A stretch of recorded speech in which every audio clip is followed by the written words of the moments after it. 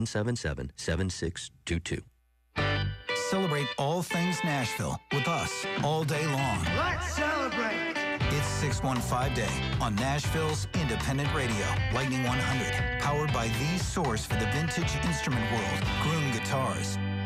And we're back here in studio on this 615 Day. We've got John and Dylan here in studio. So many giggles already. Yeah. Water is being spewed because they can't hold it in. We've already warned them what would happen if they are naughty. They're not, though. They're going to be great, and they're doing something amazing here in Nashville. Something weird? Something weird. Very weird. Something very weird. What are you going to be doing, guys? Dylan, do you want to tell them? I would love to take this one, John. Thank you. All right, so I'm going to tell them anyway. All right, please go. Well, John and I are preeminent members of the world's premier Weird Al Yankovic tribute band. We are called Weird Pals, and on Sunday, July 12th, we will be performing an all-ages show at 7 o'clock p.m. at the Basement East to benefit Second Harvest Food Bank. We are all he's too shy to be on the microphone right now, but we're joined here by Jack Stell of Second Harvest Food And Bank. he's here so he can fill in any information that Jack Say needs hi to the listeners there, Jack. Yeah, Jack. Hey, everybody. Thanks There for he having is. me. Come on. The voice made for radio. And, we are performing a show for them. It's going to be a food drive, and I believe it's every ticket bought gets 100 meals. Yeah, purchased? Jack, will you tell us? That's correct. Yeah, every purchased ticket will help us provide 100 meals to Middle Tennesseans in need. Wow. Yeah, which is pretty incredible. We're so excited to have these guys singing about food all night, being real weird for us. Yes. I mean, what a concept. How did you guys even, how did this come about is what I got to know. The show or the band? Oh, well, the show and the Well, let's. band. You know what? Yeah. We've got a little bit of time. Why don't you Yeah. take us back to the beginning? Yeah, Let's go back take to the us back beginning. to the beginning. So, I was born in 1991. Okay, And, let's fast forward to when you did put the band together. Okay, yes. Sorry about that. I always struggle with that. So this must have been back in 2017 or 2018. I was hanging out with my buddy Mort, who is the drummer and co-founder of legendary Nashville band Los Colones. Yes. And so we were talking about, all the tribute shows that happen here in town. And there's so many great tribute shows that happen here, recurring ones, for charity, in memory of people who have passed. But there was a time there, right before the pandemic where it was getting a little out of hand. Certain tribute shows popping up, like, we don't need to be doing this. For artists who are still with us, still actively touring, it's not a milestone birthday, a milestone release. It's just people got bored on a Tuesday and did something. Playing somebody else's songs. Yeah. And I hold no ill will in the fact that I was involved in all of them that he's talking about. Nor should you, Yeah, John. Nor should you. And John and I are still active in many of them. We both took part this past January in the Traveling Wilburys tribute at the Basement East, Very put together by our cool. good friend Andrew Leahy. John just performed with the B Street Band doing Springsteen this last Thursday, so on and so forth. But there were some that were happening that simply just didn't need to happen. While we were having this conversation, Money for Nothing by Dire Straits comes on in the background, and underneath my breath, I start singing the Al version about Beverly Hillbillies, and Mort whips around and says, "Are you an Al fan?" And my wife, who's with me, immediately goes, "Oh, God. Don't get him Please started. stop now." Yeah. And so, then we were geeking out over Al, and then we said, well, what if we parodied the tribute show? What if we got, the whole thing, let's get all these big local special guests, but they're coming and they're singing My Bologna and Eat It.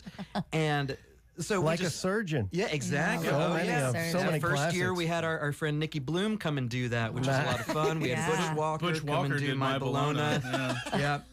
So many phenomenal guests. Natalie Prass. Oh, Natalie we Prass. love Eric Natalie. Slick was in the band. Rock and Dare to Be Stupid in her Devo getup.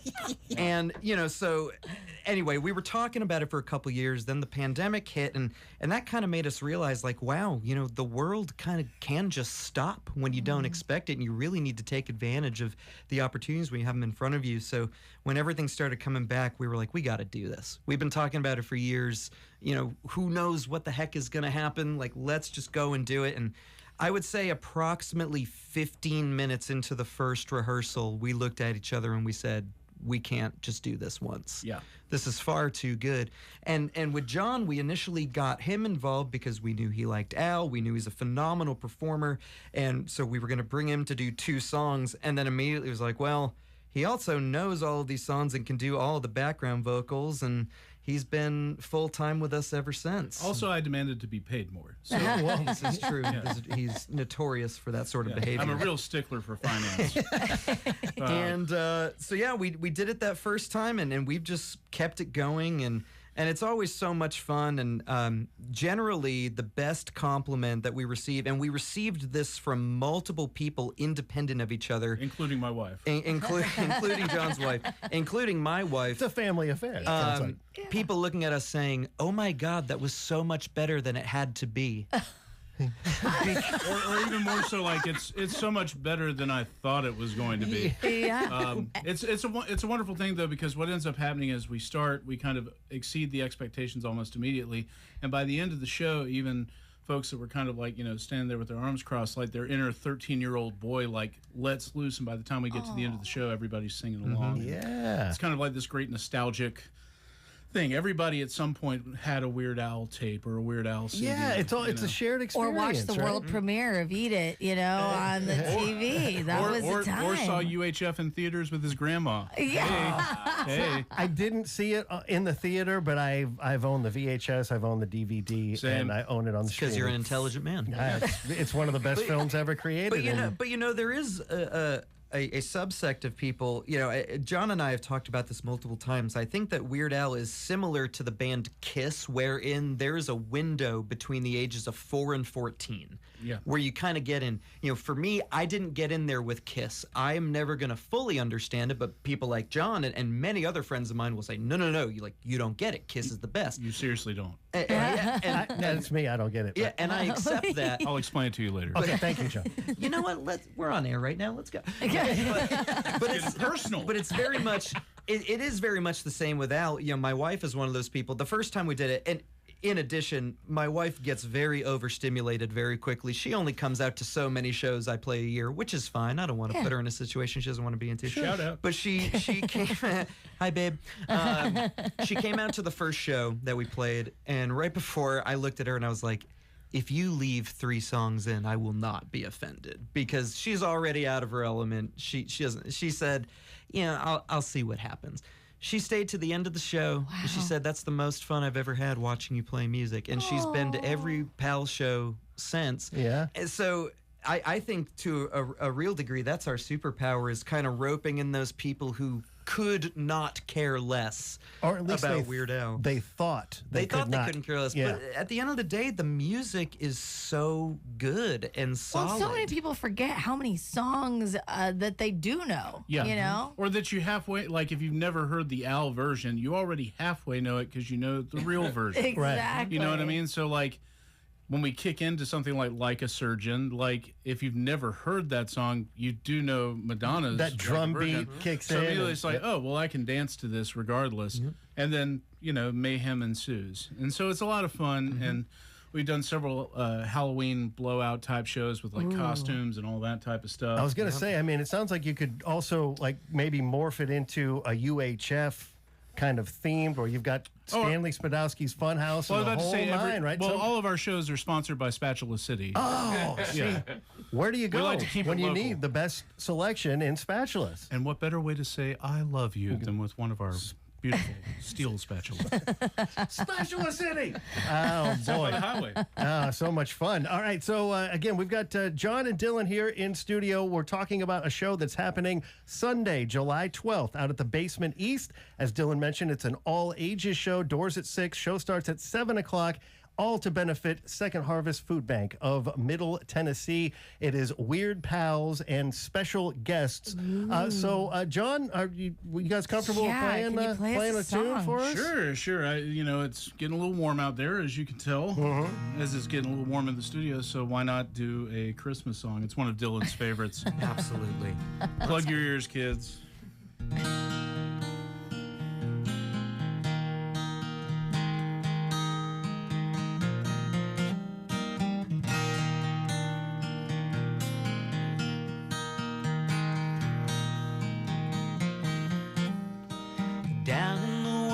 workshop, all the elves are making toys for the good Gentile girls and the good Gentile boys. When the boss busted in, nearly scared him half to death, had a rifle in his hands and cheap whiskey on his breath. From his beard to his boots, he was covered with ammo, like a big fat drunk disgruntled Yuletide Rambo. And he smiled as he said, with a twinkle in his eye, Merry Christmas to all, now you're all gonna die. The night Santa went crazy, the night Saint Nick went insane, realized he was getting a raw deal. Something finally must have snapped in his brain. Well, the workshop is gone now, he decided to bomb it. Everywhere you'll find pieces of Cupid and Comet. And he tied up his helpers, and he held the elves hostage, and he ground up poor Rudolph into reindeer sausage. He got Dancer and Prancer with an old German Luger, and he slashed up Dasher just like Freddy Krueger. And he picked up a flamethrower, and he barbecued Blitzen, and he took a big bite and said it tastes just like chicken. The night Santa went crazy, the night Kris Kringle went nuts. Now you can't hardly walk around the North Pole without stepping in reindeer guts. There's the National Guard and the FBI. There's a van from the Eyewitness News and helicopters circling around in the sky. And the bullets are flying, the body count's rising, and everyone's dying to know, oh Santa, why? Why? You used to be such a jolly guy. Guitar solo. Yes, Virginia, now Santa's doing time in a federal prison for his infamous crimes. Hey, little friend, now, don't you cry no more tears. He'll be out with good behavior in 700 more years. But now Vixen's in therapy, and Donner's still nervous. And the elves all got jobs working for the Postal Service. And they say Mrs. Claus, she's on the phone every night with a lawyer negotiating the movie rights. They're talking about the night Santa went crazy, the night St. Nicholas flipped, broke his back for some milk and cookies. Seems to me like he was tired of getting chipped. Whoa, the night Santa went crazy, the night St. Nick went insane, realized he was getting a raw deal. Something finally must have snapped in his brain. Oh, something finally must have snapped in his brain. Tell you, something finally must have snapped in his brain. Merry Christmas, Nashville.